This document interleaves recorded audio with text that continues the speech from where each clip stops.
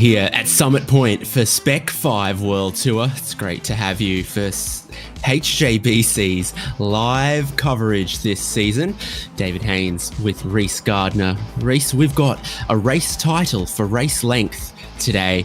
And looking at that weather, there's just a little bit of a breeze about for round 3 of Spec-5 World Tour with a 45-minute race ahead of us.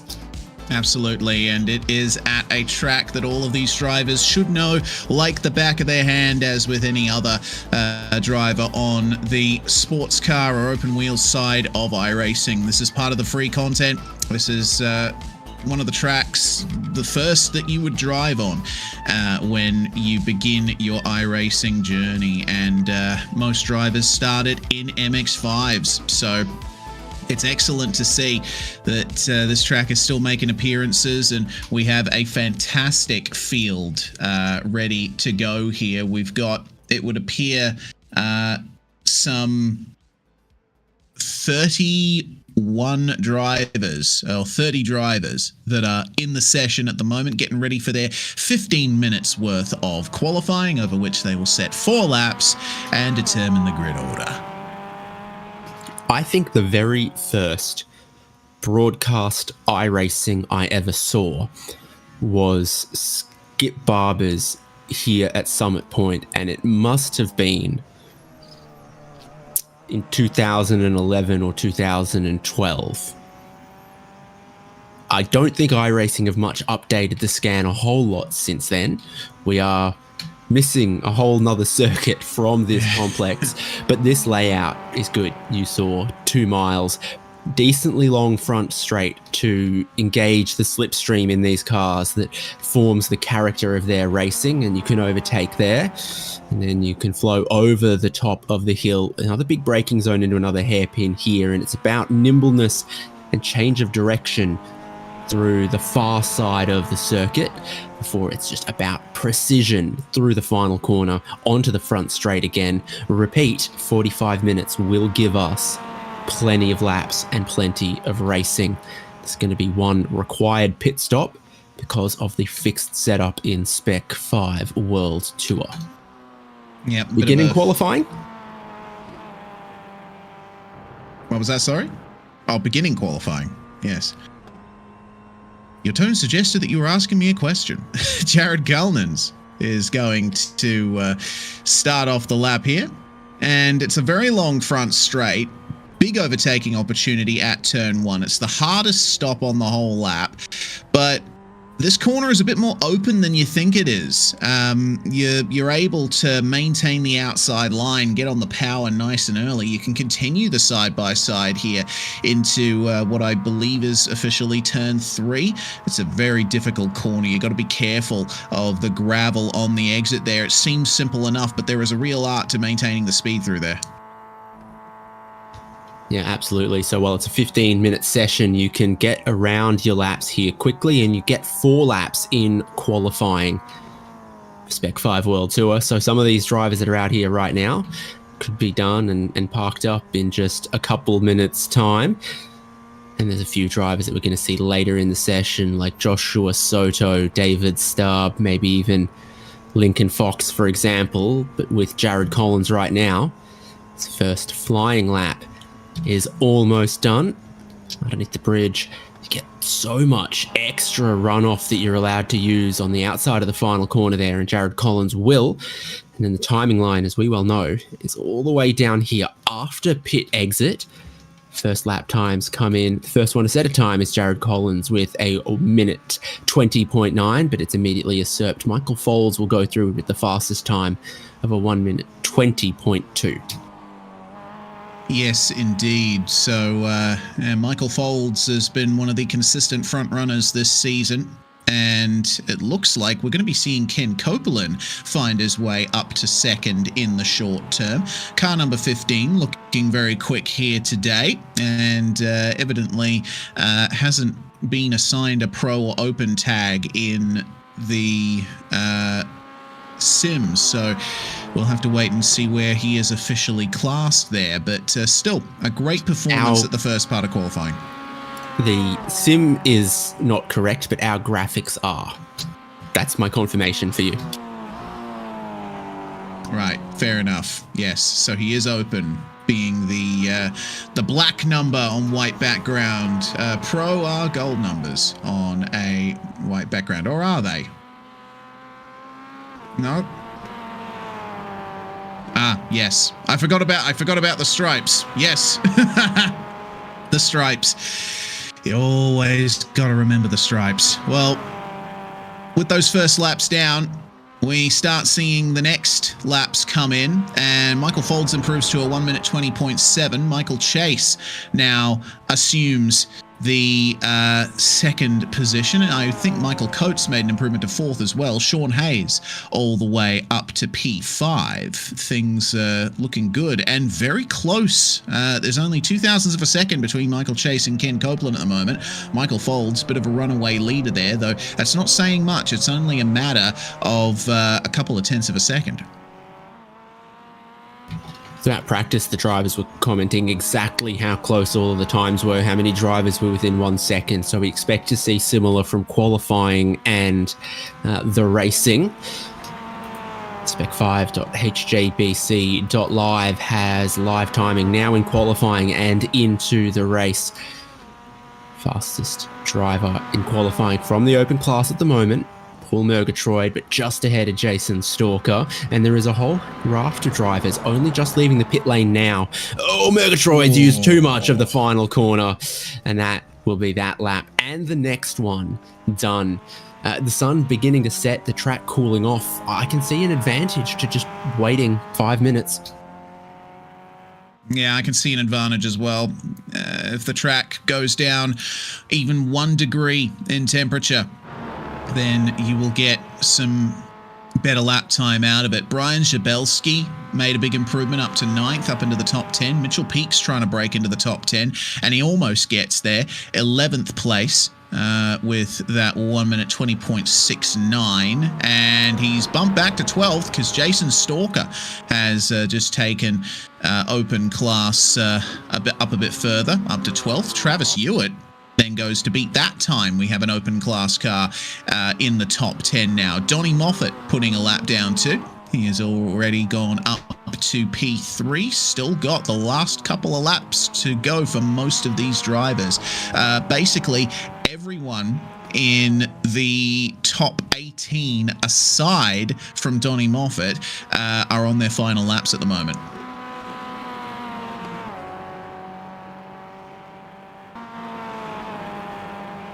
Or in their final couple of laps, to be more precise. Yeah, so just Joshua Soto, I think, and Lincoln Fox without a qualifying time at the moment. Still waiting on times from Camden Hibbett, Eugenio Pollicci, and David Starb as well. That's right. They've left pit lane, but they haven't set a time yet. Chase looks like he jumps up to 4th. I think almost all of the laps are done, or they're getting ready for the final run between Folds, Coates, and Moffat, who are the top 3 at the moment. So Eugenio Pollicci, the final corner, leaving just a little bit of space to that gravel to run down the front straight. There's the timing line with Barney out on his little balcony. Someone get him a barbecue out there. Eugenio Pollicci goes to 28th. Yeah, I think he's going to be building up the pace a little bit more here, because that's 4 seconds, almost 5 seconds off pole position, and we know for a fact Eugenio Pollicci is a front runner in this series, so he's probably just building things up a little bit. I like the fact that we've got drivers going out late in the session, because there's still over 6 minutes to go. It would be a very empty track if everyone instantly went out there and set their lap times. So we get a chance to see what Eugenio Pollicci can do. Hooks up the apex very nicely here at this section, this little lobe at the top of the circuit, which was added some years into the track's existence. Used to be just a straight run from the downhill kink to that corner exit there when the track originally opened. Through the final corner he comes, just catching a tiny bit of grass on the way into the final turn and using all of the runoff as you should. Let's see what this time is here for Polici. Can he get into the top 10, top 5? Where does he end up? All the way up to 3rd. Brilliant. Based on that middle sector, it was going to be competitive. He goes just behind Lincoln Fox, who just put in a time to go 2nd fastest. So Michael Folds is done and parked up, but Fox and Polici are both out there and lapping quickly. Fox has a personal best 1st sector, so he's going even quicker with only 0.04 of a second to find to go to pole. I'm pretty sure Fox has already found that through the 1st sector, just exiting the 2nd sector right now. Everything looks under control and going to the limits of the track. Timing line somewhere there. Still another personal best for Lincoln Fox. So this is heading towards top of the times, pole position for Lincoln Fox if this one completes. And then we got to check to see what Polici, Donnie Moffat, some of the other drivers on track are doing. There's the timing line. Still got 2 laps in the pocket. It's almost a dead heat. 0.02 of a second off Michael Folds on that lap. Lincoln Fox is going to have to pull out all the stops here to get this time for pole position. It would appear that he is backed off on this lap, I think. He's not carrying that speed out of the 2nd corner there. He will have one more attempt at a hot lap. I think he's just trying to cool the tires off and preserve them for one final run there without overheating. Polici improves to a 1 minute 21.87. So ultimately the top 3 only covered by 17 thousandths. This is competitive. Yes, it's simply delightful to see. So is Eugenio Polici also going to back off on lap 3 to try to go faster on lap 4? I don't think so. I think Polici is still pushing. They're certainly there, kicking up a tiny bit of the gravel top of the hill. We've all done that. Lincoln Fox backing off about 6 seconds. Eugenio Polici missing 1/10 of a second through the 1st sector. So this one isn't improving. Yeah, it looks like he's following the same strategy that Lincoln Fox is following, except it would appear that Polici is already on his 4th lap here. So I don't know if this is going to be an improvement. It might be an opportunity for him to practice pit entry, because you are going to have to pit in this race, and Summit Point has an infamous pit entry, but Polici's not going to go for it. He is maximizing that final corner. We'll see if that's enough for any marginal improvement in his lap time. There's the timing line, and it's 1:20.25. So he's going to go for a bit of a sail through the air. Sure will. So yet to trigger the 1st sector point for Lincoln Fox. That's over the top of the hill here. Needs to find just about any amount of time, but the 1st sector is a 10th down. Michael Folds' time might stand, but it will be so very close, because 0.02 of a second is all of the margin right now. And 1 second covers our top 28 outright. I think Lincoln Fox has called that. So who does still have a time in their pocket? Gareth Brocklesby perhaps might have one more, or might be done there. I think we'll be done there, having pitted. Yeah, so Brocklesby will, oh dear, go way deep in the final corner and go for a spin. So yeah, it looks like that's it for qualifying. Still have 2 minutes remaining on the session timer. Brocklesby only on his 2nd lap here, so he still has 2 more to do after this. He will have... will he have time for one more? I don't know. It's solo qualifying, so it's going to be a hard cut to the end of the session. Oh yeah, this is his 4th lap. My apologies. It's I keep forgetting my timing only goes off the lap count that they are currently in the car for qualifying. So Brocklesby will hopefully attempt a pit entry here, so we can see exactly what's involved in it. It comes up quite fast. It's the top gear paint, isn't it?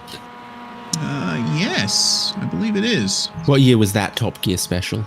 Oh, God, I have no idea. And I think it was the Top Gear special that caused them to keep making more specials. Our producer saying 07 as a potential year, but if anyone out there knows, then make sure to let us know. But all up, great performance from our top three there.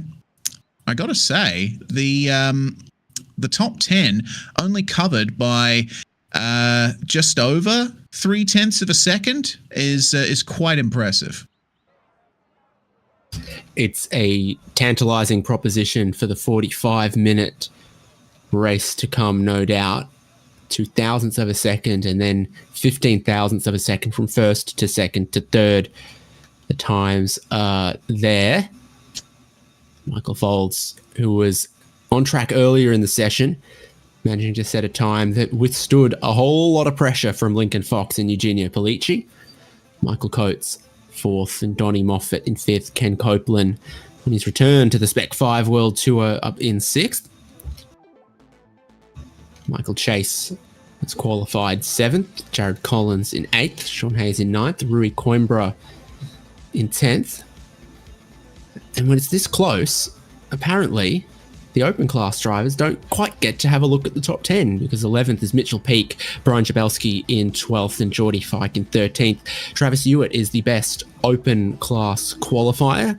And Kirill Bonda, Jason Stalker, Rick Wishon, Odyssey Adams, Paul Murgatroyd and Kyle Genske as the top 20. Mark Kruger qualified 21st. He sure did. From Jerry DiPiero in 22nd. Todd Martin in 23rd. Mike Oswalt, David Starb, Gareth Brocklesby, Jordan Flowers, Peter Resorkis, and Leonardo Guerra was the last driver to set a qualifying time because Joshua Soto and Lee Martin didn't.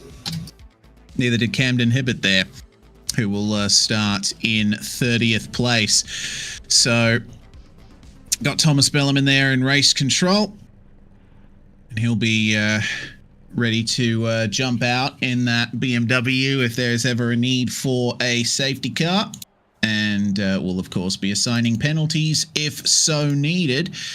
We're still waiting on our top two to jump onto the starting grid. They got 40 seconds to do so, but it's going to be a nice short formation lap for this one. Once again, 45-minute race with a compulsory pit stop.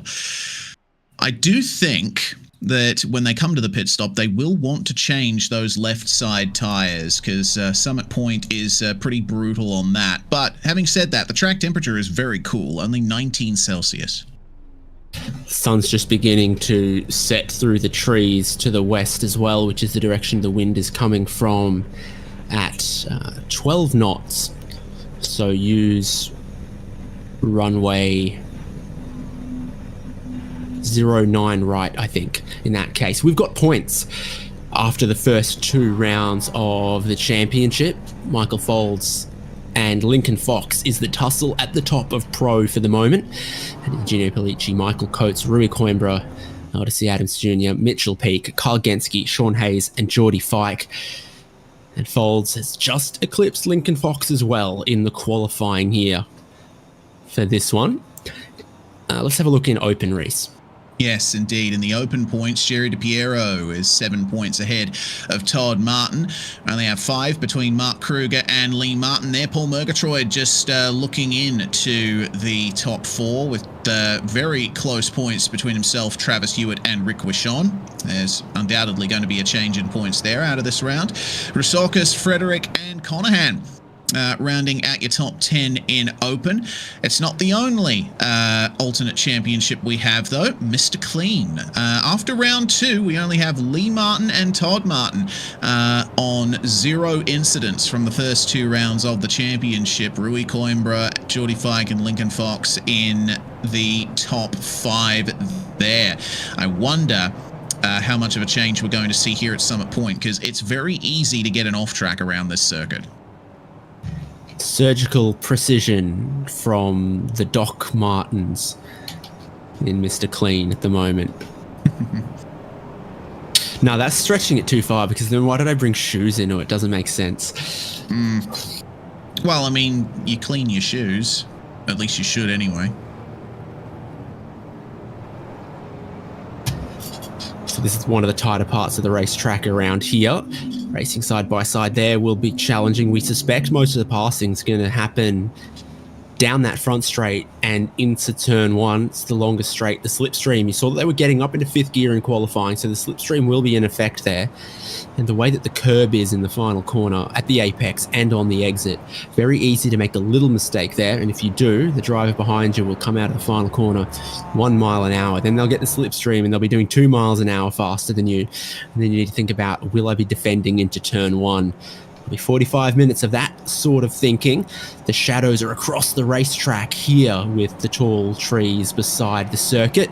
The pace car is in. The Porsche 911 GT3 heads to pit lane. Michael Folds and Lincoln Fox is the front row of the grid with 45 minutes to come at Summit Point. Waiting for the call to the green flag here. And see if Michael Folds gets any kind of jump here over Lincoln Fox. Green flag flies, and we are away. They will keep in their 2 rows for the most part as they come down to the first corner. And now here's the opportunity for Michael Folds to get ahead of Lincoln Fox. He'll have the inside line for turn one. They wait and then slam on the brakes for this hard stop here at turn one. And it looks like Folds is going to come out in the lead. They're jostling for position further back, but looks like a pretty clean start for the most part. Things could get tight over the crest at the left-hander here. You want to take a late apex. You don't want to end up cutting across that gravel. That is going to get dragged back onto the racetrack in a big way, you think, over the next 45 minutes. 3 wide with Jason Stalker being sandwiched. Single file for the first sort of 10, 15 or so, but it gets so congested back here. We had a number of drivers that didn't qualify that have started the race, so that will create some friction in the mid-pack as well. Yeah, a little bit. Side by side, further back. It looks like Rick Wishon, Travis Hewitt, Kyle Ginsky, and Paul Murgatroyd all involved in that little fight down there for, it seems, positions just inside the top 20. Murgatroyd will fall in behind there as they make their way up to the final corner. This is where the slipstream is going to start kicking in, and I think we're already seeing that for the lead of the race. Lincoln Fox is drawn right up to the back of Michael Folds, but he is not going for the move right away. This is one thing that we need to think about for this race here, especially with that long front straight, David. Fuel saving may be a big factor in this round. Yeah, and it looks like the teammates Moffat and Polici swapped for 4th and 5th as well, but it's not come off entirely cleanly because now Ken Copeland's going to get in the middle of them, and that's 3 spots down now for Eugenio Polici after a fantastic qualifying. That's all through the gravel for Donnie Moffat. Copeland's got another great run through the right-hand kink. Can he get ahead enough into the braking zone for the left-hand corner? He's going to try to sweep across. 2 spots gained in 2 corners. Ken Copeland's up into 4th, but do we have a top 3 breakaway as a result? It looks like we might. Folds, Fox, and Coates. It looks like Michael Coates has joined his compatriots at the front of the field here. And yet more slipstream for Lincoln Fox as they pass pit entry. This is going to be a question, number 1, of how long do you wait before coming into the pits? And number 2, how long is it going to be before they start encountering lapped cars? It's a short circuit and a big field. So I think, especially with the pace difference it seems between all of these guys, it's going to be interesting. We have Michael Coates, first lap time in the 1:19s there. He picked up some great pace behind Fox and Folds. Yeah, sure did. What's happening down at turn 1? There's some cars out in the gravel. I think I saw Sean Hayes, but now we're 4 wide. It settles. Nope, it doesn't settle itself out. Who's gone around? Sean Hayes. This is how he ended up there. Move up the inside. He went wide, and then there was contact there. Actually, 2 incidents happening at the same time. Yeah, Jared Collins also got turned around. Rory Coimbra's got a meatball flag. Because they're just up the road after that. got turned around. It might have been Geordie Fike. Yeah, looks like it. A little bit of drama there. And that has decreased our numbers just a little bit there. Only by a couple. Folds, Fox and Coates continuing to strut their stuff at the front of the field here. And Ken Copeland is going to have a big disadvantage here with these guys working with each other in the draft. Copeland's all on his own now. He's clearly faster than Moffat and Polici, who are going to swap places again into turn one. He'll be joined by Michael Chase. But, yeah, Copeland's driving away from these guys a little bit, but he can't get close enough to the top three to pick any slipstream off of them. So he'll have to rely on traffic to be a factor, I think, if he wants to be a contender for the podium here. Open class leader right now is Jason Stalker from Paul Murgatroyd. Oh, I think that's Murgatroyd there in the gravel. Yep, it is. Okay, maybe not anymore. Second place in open class. That thing's gone a long way off the racetrack and around, I think. Let's take a look. Has he touched the grass on the way in? Maybe. Yeah. Tiny bit.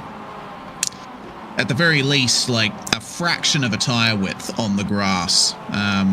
Very old school circuit here at Summit Point. Most racetracks today have some kind of apron or curb on the entry to a lot of corners, but Summit Point does not have that, so you got to be very careful how you enter a lot of these turns. Murgatroyd finds himself back down in 26th place, and he doesn't even show up in the top 10 in open class, so he's going to have a big recovery ahead of him.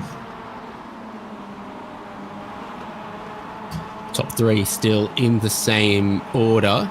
Ken Copeland, Eugenio Polici behind, not able to make much inroads on the lap just completed, but they still lurk and loom in the background. Mitchell Peak is in a little bit of air all to his own behind this group getting away. And then Kyle Genski,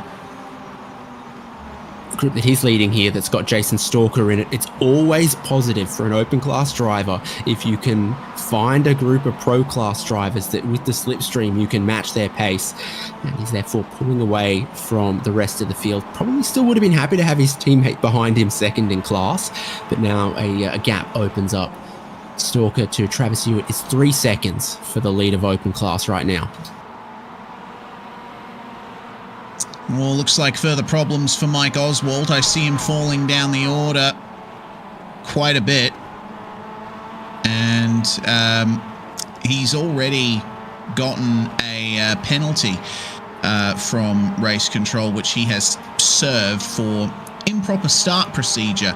Not exactly sure what happened there for Mike Oswald, but yeah, it hasn't been a good night for him so far. I think potentially either he's disconnected from the server or there's been some other kind of issue for him. Actually, no. It looks like yeah, it's just a timing glitch on my end. Oswald down in 29th place. Now joining Geordie Fike, who faced quite a few issues in the opening laps. Leonardo Guerra looks to be missing the front bumper. So we did see 3, 4, 5 cars come together at turn one not all that long ago. Not sure if Guerra got caught up in that or had an issue somewhere else.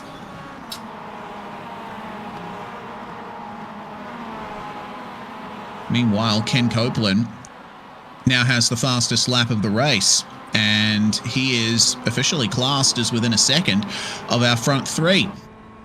So with Michael Folds punching the hole in the air for everyone else behind him, and Lincoln Fox and Michael Coates content to just sit in the draft and fuel save, it seems the race is coming back to Ken Copeland and everyone behind. Copeland improves. Actually, no. Eugenio Polici improves the fastest lap to a 1:19.835.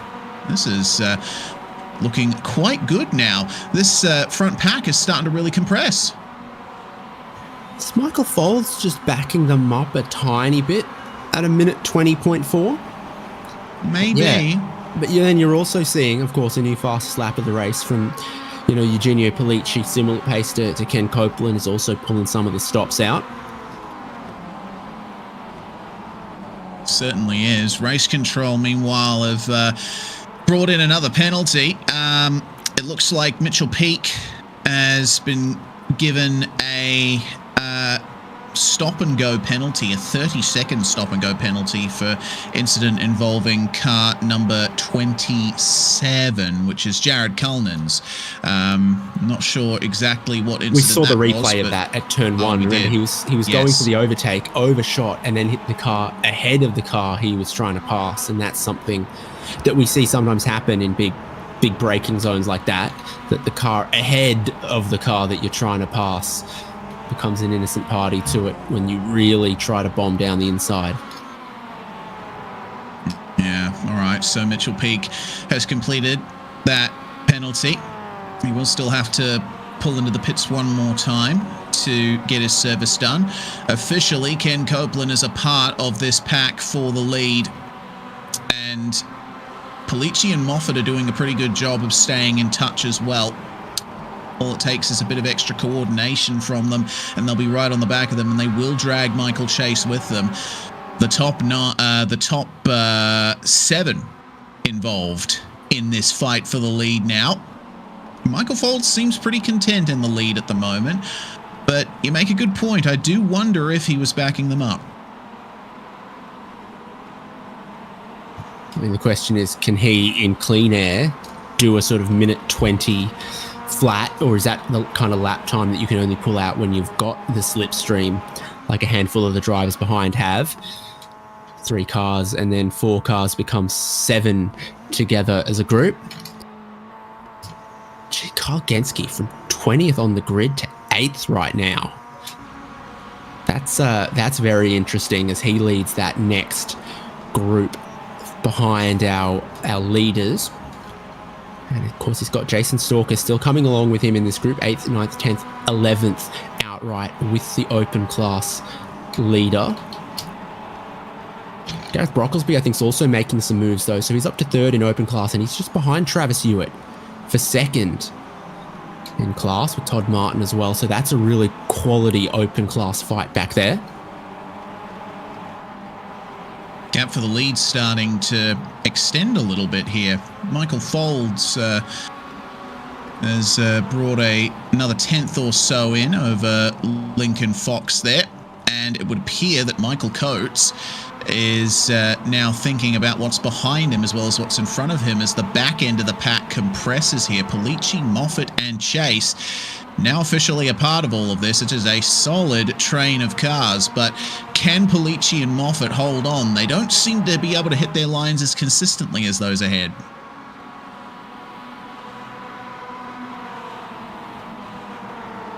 No, and here they go. 33 minutes left. We usually think of the middle portion of the races, the middle 15 minutes, as being the pit window. Given that we're almost 15 in, not too far away from some of the earliest stoppers who might think about it. And if they are going to go left side tyres, as you suggest, that's something you might want to do on the earlier side. Maybe it's something Pollicci and Moffat could do tactically. Is both pit together, pit early, grab left sides, but then you've always got to worry about traffic. And it looks like there are 29 Mazda MX-5 Cup cars on the racetrack that we know is just 2 miles. Yeah, and Rui Coimbra is the last running of them a lap down at the moment. Last car on the lead lap is Leonardo Guerra, it seems.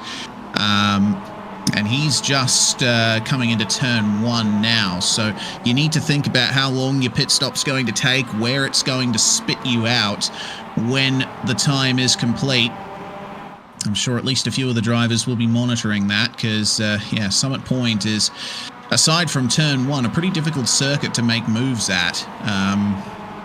I would imagine it's going to be a tough job once they're out of the pits. Can they take advantage of the fresh tyres that they have? It looks like we've lost Mitchell Peak, unfortunately. After serving his penalty, he came back into the pits and he did not come out. We also had a penalty assigned to Camden to Rui Coimbra for an incident with Mike Oswald. There's a move there. Ken Copeland moving past Michael Coates and up into third place. Some big changes now to be made. Copeland wants to be leading this charge. Not as much gravel accumulating at the top of the hill there as I might have thought. Almost everyone's going through it almost every lap. And then at this far side of the circuit, Ken Copeland has caught the leaders. He's made one spot. It looks like he could shape to make a couple more. Pace of the leaders still just dropping a couple tenths lap on lap, down to a minute 20.555 for Michael Folds.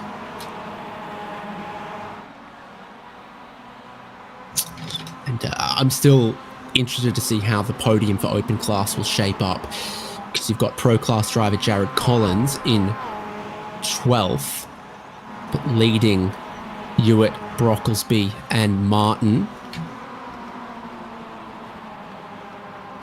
Almost looks like Brocklesby's under a tiny bit of pressure from Martin there. Yeah, it does look like it. Up ahead, there was an incident at the final corner. Jason Stalker and Brian Jabelski battling for the last position in the overall top 10 here. And it looks like a bit of damage there for Jason Stalker on the front of his car. Seems that he's had a couple of adventures thus far in this race. Still chasing Adams and Genski as they find their way into turn 3. And all of them keep out of the gravel this time, but you can see the wheel tracks through the gravel there. It is a very well-used piece of this racetrack. Reminds me of some of your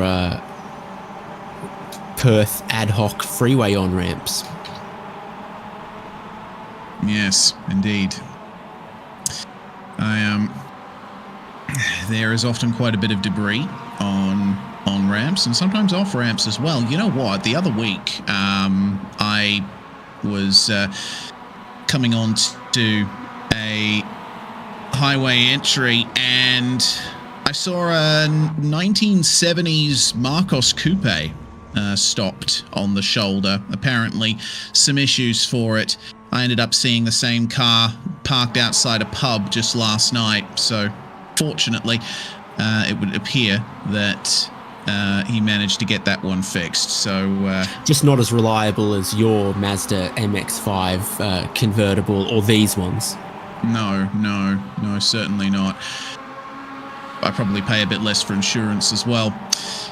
In any case, this battle for the top 3 is continuing to rage on, and it would appear that Ken Copeland has asserted himself in that position. Michael Folds seems to be the one pushing the hardest out of anyone here at the front, and of course he would be. He's the one leading the train, but I'm seeing him get a bit more oversteer on through the corners than Fox or Copeland behind. Potentially his tyres will be the first to go.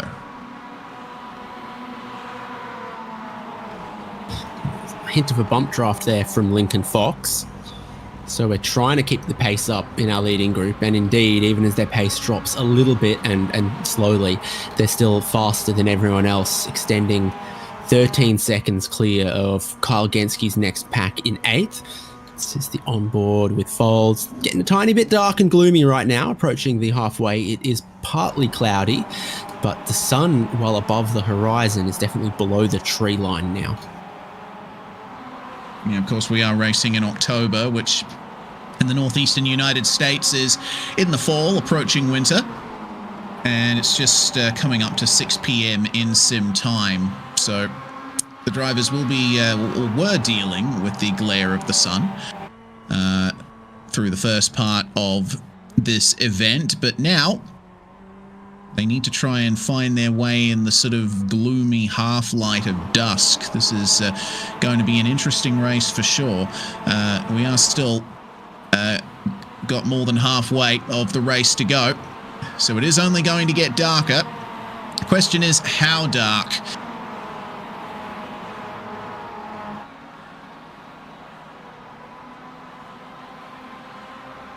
Peter Resorkis is just leaving pit lane right now with what looks like one of the earlier pit stops that we've seen. He's nicked Shane Van Gisbergen's number. That he has. Well, SVG isn't really using it much at the moment, is it? Is he? So I suppose that's okay. Resorkis having just come out of the pits there. 20.3 seconds is the time that he spent in the lane, and it looks like we're going to see Lee Martin come into the lane as well. Geordie Fike and Mike Oswalt have found their way into the lane too, so drivers at the back of the field deciding that pitting early is the way to go, and by the same token, those who are up the front will probably try and push it as late as they can. Leonardo Guerra still proceeding on there with no front bumper on his car. He can pit anytime he wants now and be able to get to the end and get that damage fixed. And it certainly was left side tyres going on for everyone here. Go to make the blend exiting pit lane, and then you've got a really long run still getting up to speed. So the time lost from pit lane continues to extend all the way until the braking zone of turn 1, where you finally get back in sync with the pace of everyone following the racetrack and the racing line. Geordie Fike becomes the highest running car that has made their pit stop at the moment, leading this group. So if they go quickly, they go together, there's a chance at an undercut and a good result today. Yeah, certainly is. But he needs to keep an eye out for Mike Oswalt first. That battle will likely continue on for a while, as has this one. And it looks like these leaders are now seeing their first bit of lap traffic ahead of them. It is Peter Resorkis who is up ahead there.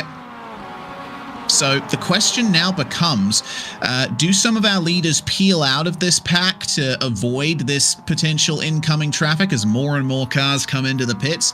Or do they stick with it? Because if they pit now, it's likely they'll lose the draft.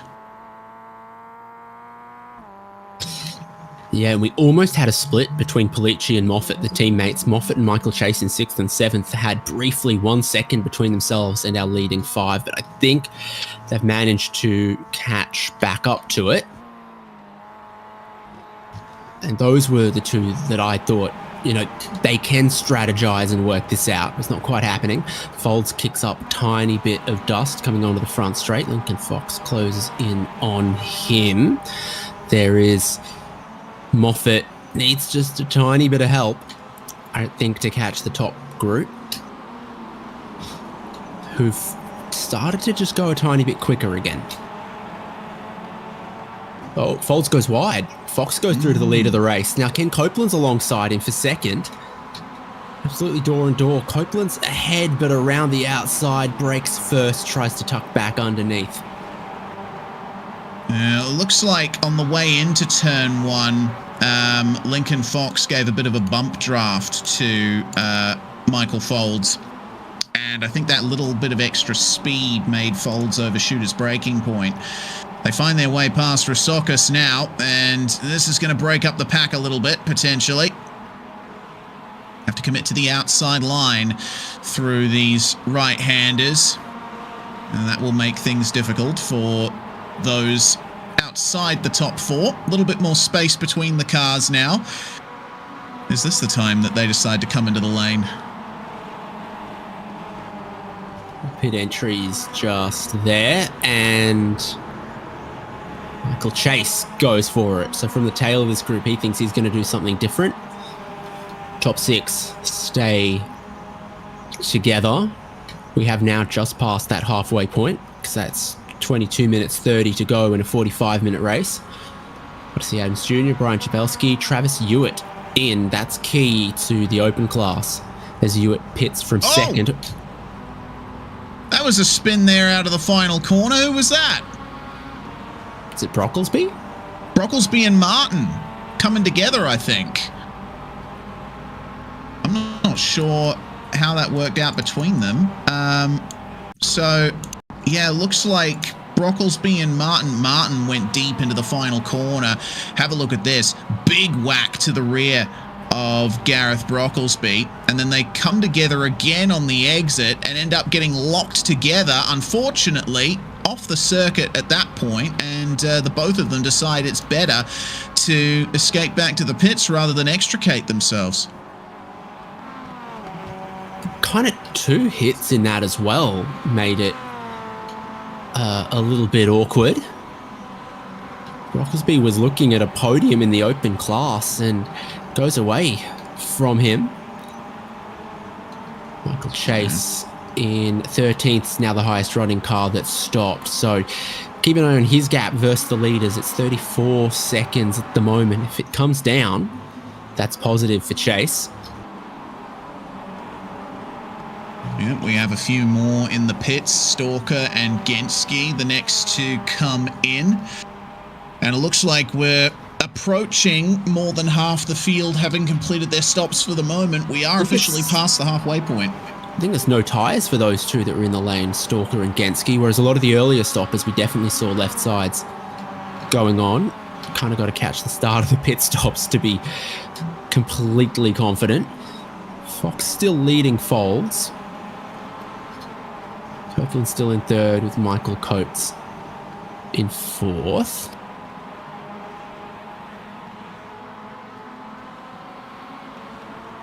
Yeah, I think Ken Copeland has a solid chance of winning this one. Like, his pace early on in the race was fantastic.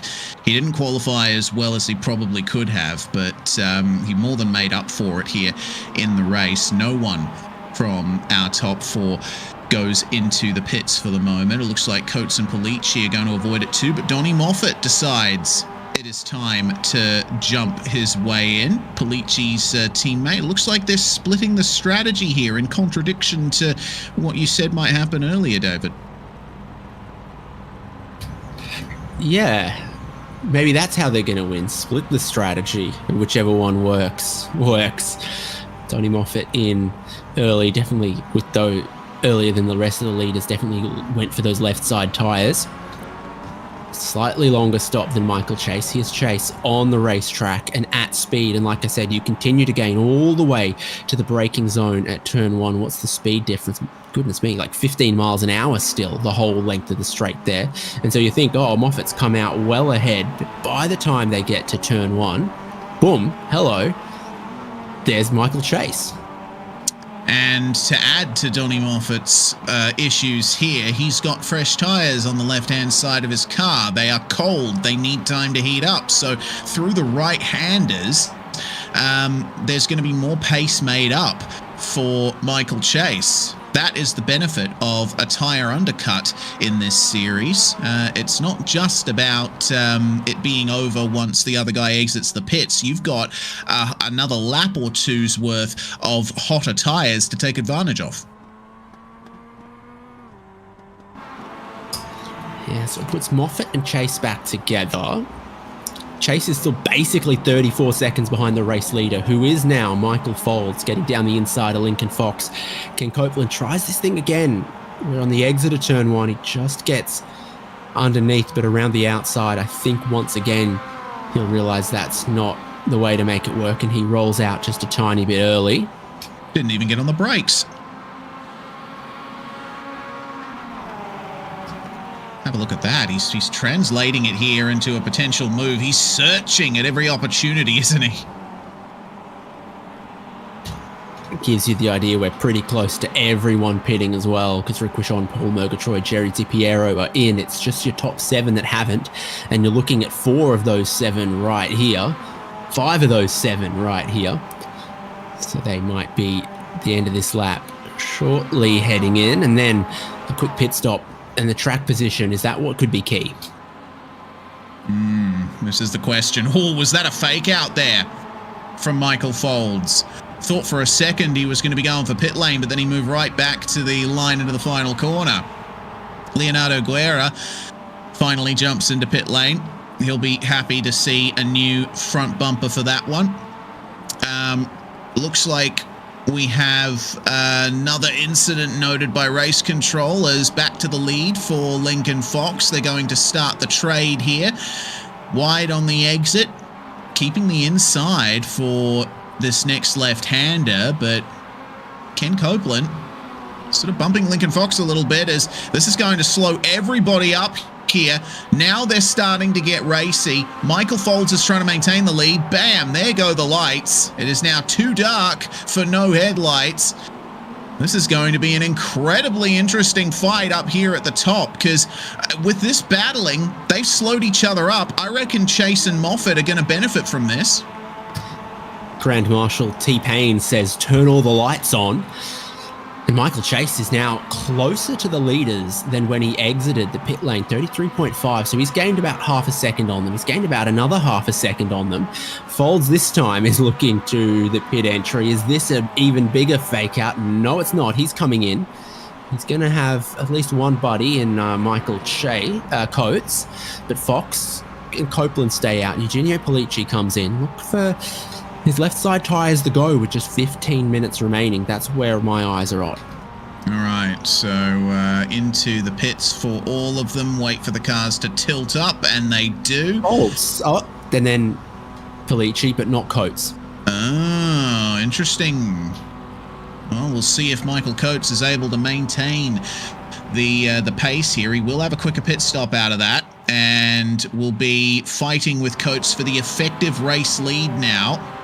Fighting with Folds for the effective race lead now, sorry. But he will have slightly more worn left tyres. He'll be able to maintain that heat and maybe build a little gap, but then the question is, can he maintain it? Michael Chase got a really good bump there from Donnie Moffat.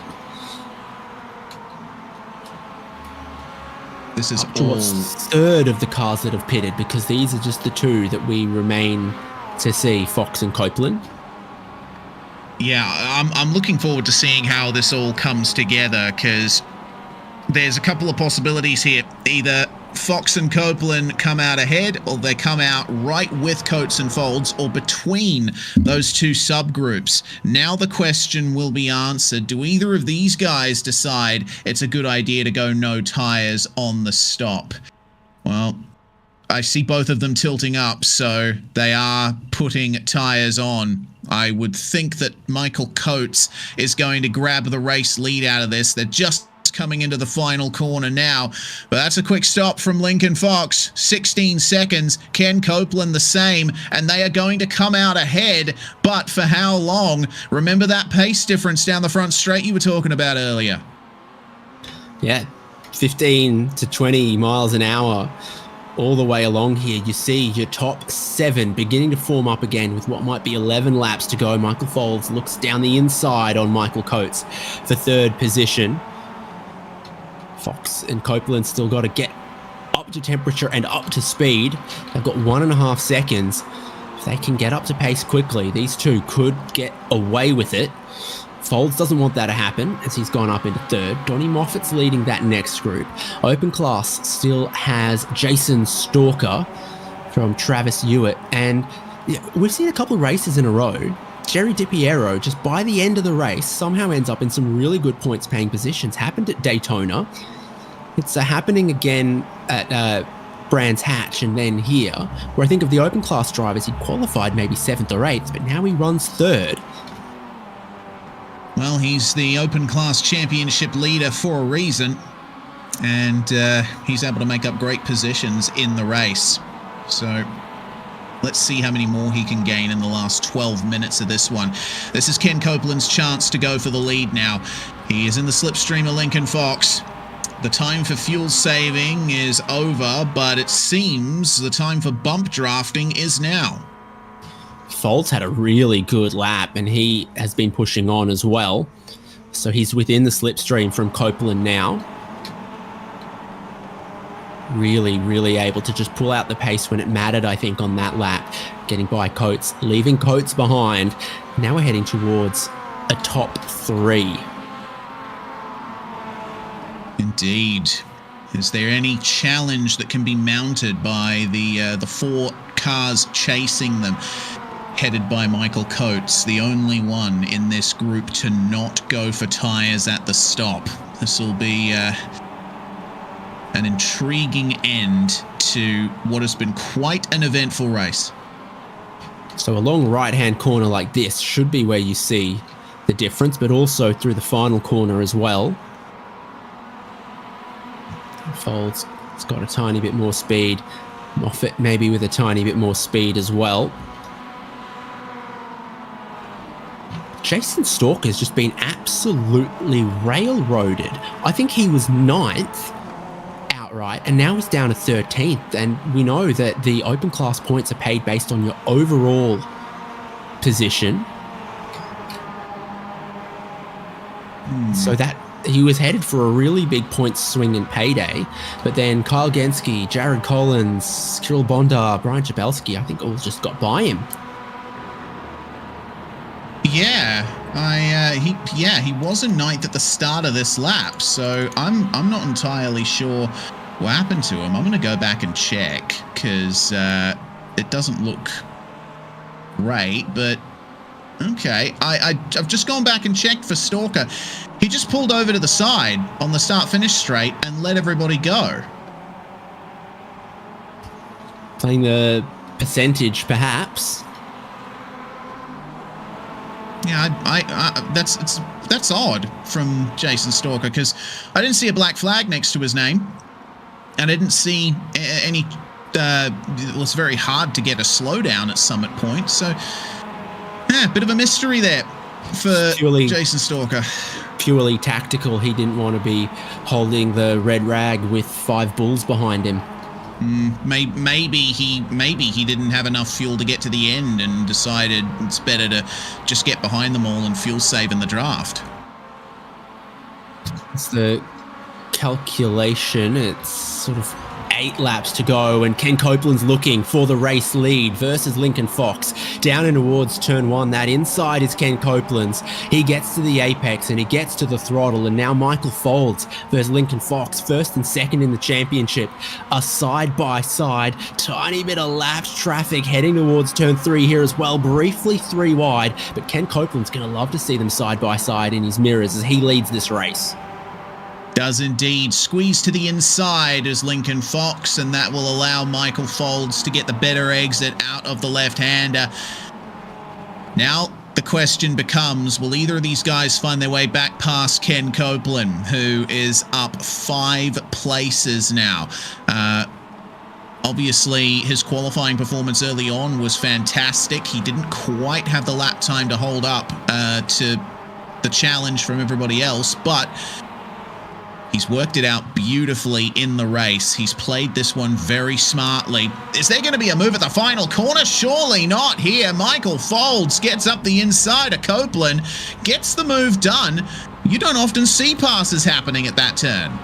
In my head, the momentum off that corner is so critical that you kind of almost don't want to do it, and it costs Ken Copeland significantly because Lincoln Fox goes through, now has a really great run at Michael Folds, who places his car defensively. The road marking line down the middle of the road gives you a great guide for exactly how defensive Folds was being, which was middle lane, but not right-hand lane.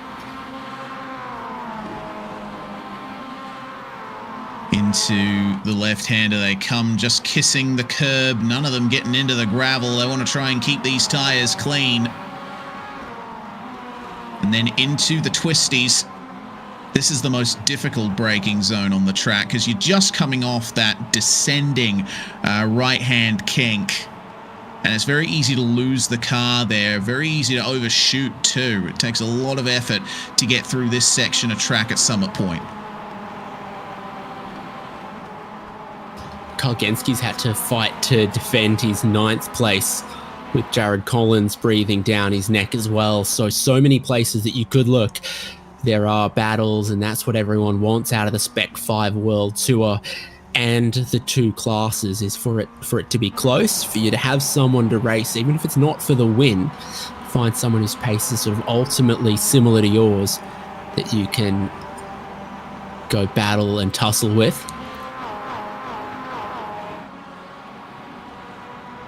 6.5 minutes are on the clock, and these battles are continuing on here. Michael Chase and Donnie Moffat side by side for 6th place. And Michael Coates. Oh, God! Off they go. And that is Donnie Moffat down and out. Doesn't look like too much damage, but a huge spin from contact with Michael Chase, and it just looks like they just came together into each other. I'm not too sure why Moffat was moving to driver's left at that point, but oh man, it just goes to show any contact in these cars is a recipe for disaster. If you're going down that straight and you're pointing your nose towards the turn-in, you kind of go that way because there's a slight kink before the majority of the corner at turn 3. So when you are side by side, you've kind of got to offer a little bit more space than what would be your normal racing line. And I think the driver on the left was offering a car width to the right, and the driver on the right was thinking, well, he's going to be one car width to the left of the racing line, not the extreme edge of the circuit. 5 minutes to go. This is our leading trio in 3 lanes heading down towards turn 1. Lincoln Fox has got the inside. Michael Folds, it's like, do I go around the outside? Do I try to cross over under? Fox kind of parked it at the apex, which is what you do to block off the over-under that Folds was thinking about. Ken Copeland still just sits in the 3rd for the moment. Could play Kingmaker if you wanted to offer a bump draft. That was tight, and they're 3 wide, and that's going to be Ken Copeland's chance to go for the race lead, finally. He is back through again. All it takes is one little tap, and things can change in an instant. Here's Palici. 4th place has caught them as well. I think Fox and Folds made a tiny bit of door-to-door contact in the way in there, and I think Fox rolled out of the throttle to give the spot to Folds, which is the magnanimous thing to do. But when Ken Copeland's there, he's like, well, if you two are going to do that, I'll go through into the lead of the race. Top 4 covered by 1.3 seconds with 4 minutes to go. Jason Coates in that next group. Jason Stalker has actually picked another one of those spots back up that he gave away. So the open class leader goes into 12th outright, maybe feeling a little bit more comfortable to get back into this fray. Travis Hewitt 2nd in class and Jerry DiPiero 3rd in class. For the moment, Lee Martin from 23rd on the grid looks to be one of the biggest movers in the race at the moment, as Michael Folds is going to move for the race lead versus Ken Copeland. Gets a tiny bit wide. Bad exit off at turn 1. Slotting into the gap goes Lincoln Fox. They couldn't be any closer. Inside line for Copeland here at the left-hander, and he gets to the apex first, but Michael Folds is absolutely ragging it around the outside there. A little bit more contact side by side. Copeland just holding on to the position on the racetrack. They keep this side by side going. Palici is really a part of this one now. Yep. Complete buy-in from Palici. He's got all of his chips at the table now as well.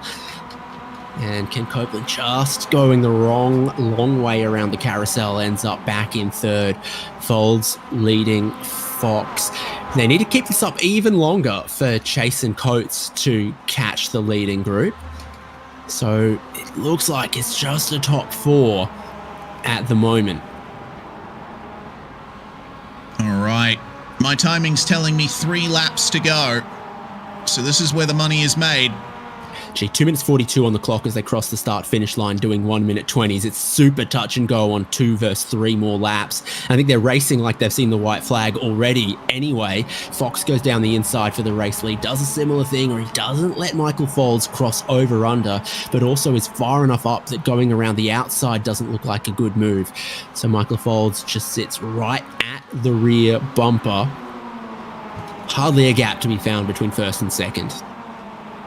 Yeah, we're starting to see more tyre tracks through the gravel now as these guys have been pushing the limits further and further. Their headlight beams lighting the way through the dark. We are officially past sunset here at Summit Point at 6:22 p.m.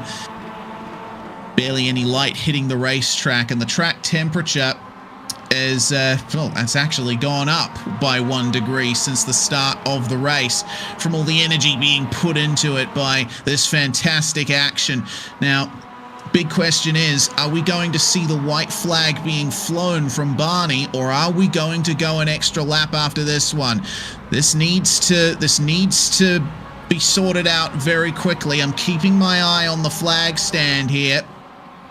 And Barney is not waving the white flag. We got 2 to go. There was a minute 23. We're doing lap times in the minute 20. So by 3 seconds, we go round for another lap.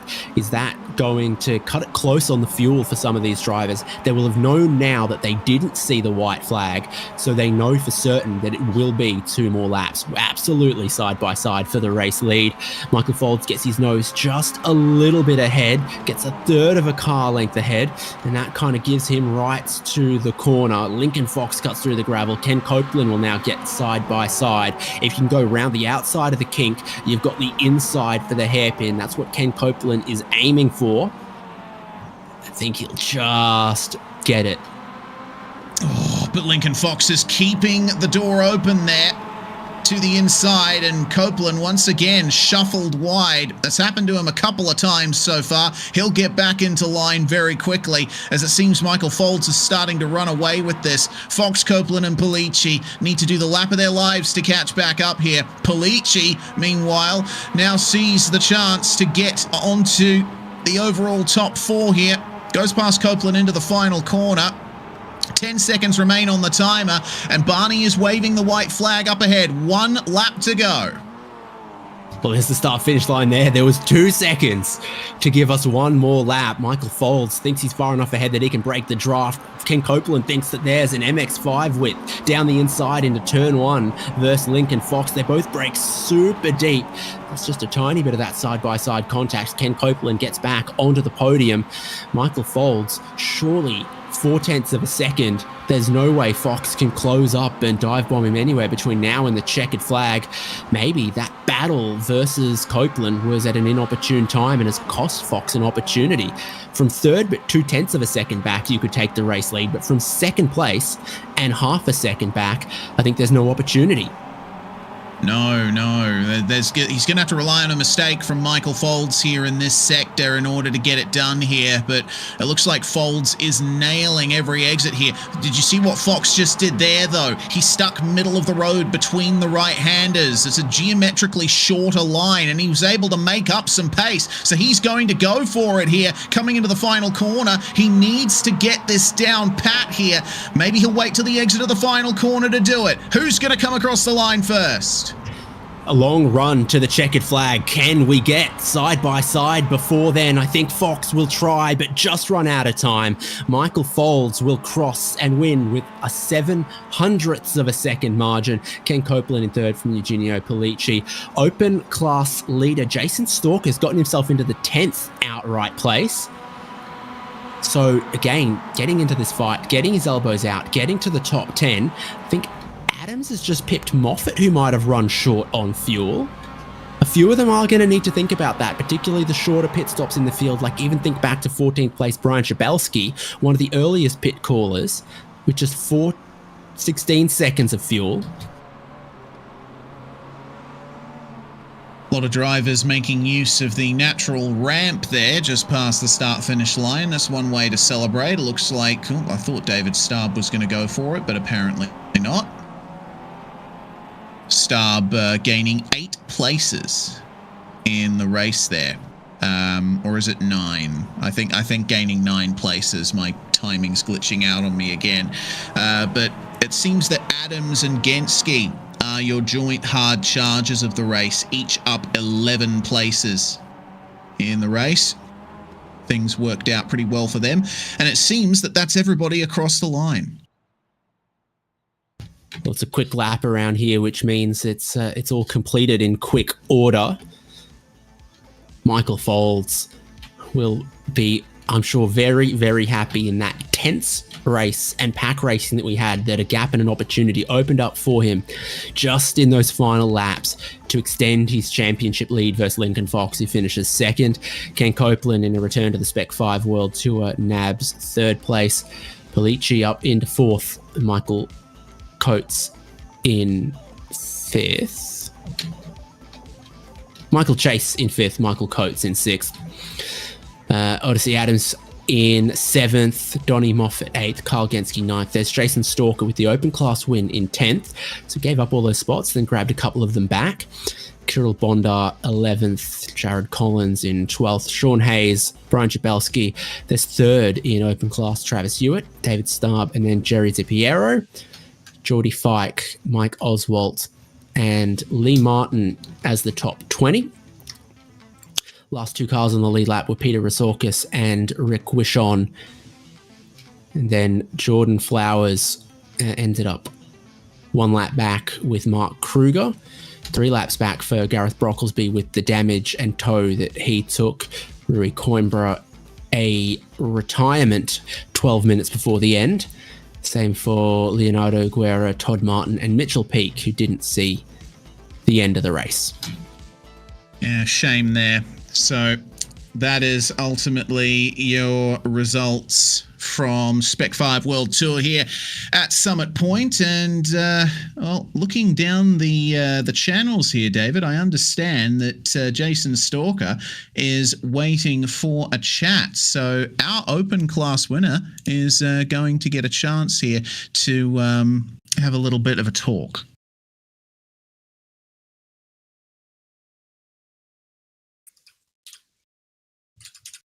So welcome to the commentary box, Jason, and congratulations on the open class win. We noticed midway through the race, bit of a curious moment where you were at the front of that pack of cars and then you lifted off really early into turn 1. What was your reasoning behind that? I was scared to death. I was driving too aggressively, and I just felt like, okay, I need to calm down, and it paid off a bit later. There was a kind of a tangle in front of me later in the race, so I guess it was just kind of like trying to keep a cool head because I haven't been in that position before, so it's good. We ultimately end up gaining 6 places out of that and getting an overall top 10 as well. The next open class car was Travis Hewitt, who was another 4 or 5 cars behind you. So that is a solid points haul still from this round. Yeah, for sure. I think on lap 2, when there was a couple cars that spun in front of us, that was just kind of the moment that you got lucky and it kind of broke away a bit. And then going back to when I let everybody through, I was watching the relatives there, and I saw that Travis was back enough there that I could kind of manage it a bit. So yeah, it was awesome. Yeah, certainly a great result for you. We go to Mobility Resort Motegi for the next round of the championship. I recall that last season we raced at the east layout of that track, but we're going to the Grand Prix layout now. It's going to be a very long circuit, and I think once again it's going to be a case of drafting and fuel saving. What do you think? I think so as well. I think that last corner going onto the front straight is... it's a nasty section in there, so I think there'll be a few highlights at times in that race. But yeah, I enjoyed that race last year, and hopefully I can have a similar result. That'd be great. Yeah, indeed, and hopefully we're talking to you again by the end of it, Jason. Congratulations on the win, and we'll see you next time. Thanks so much, guys. Well, it looks like Jason Stalker is going to be our only driver interview of the day here. So I think it might be time to wrap things up here. Fantastic race. I love coming to Summit Point. It always puts on a great show, and we have a top class of driver in this league as well. It's been great entertainment. Yeah, and a thought to leave you with, Reese. Do you think about the fact that Summit Point is tautological and both of those words mean the same thing? I have never considered that before, and I will probably be thinking on it for a very long time. I'm glad that I can hopefully live a tiny bit rent-free in your head as you do in mine. Thank you so much for joining us here on HJBC for Spec-5 World Tour, another absolutely banging race of some of the greatest race cars that produce some of the greatest racing in the world. It's always close. It's always competitive throughout both of our classes, throughout the whole field. And you don't have to wait long for round 4, the next dose coming at you, same time next week. I say same time, depends what your time zone is actually. Same day, same evening, perhaps an hour offset if you're not in the United States. David Haynes with Reese Gardner, Michael Derby in our production here on HJBC. Congratulations to our class winners, Michael Folds and Jason Stalker. We'll see you next week at Motegi.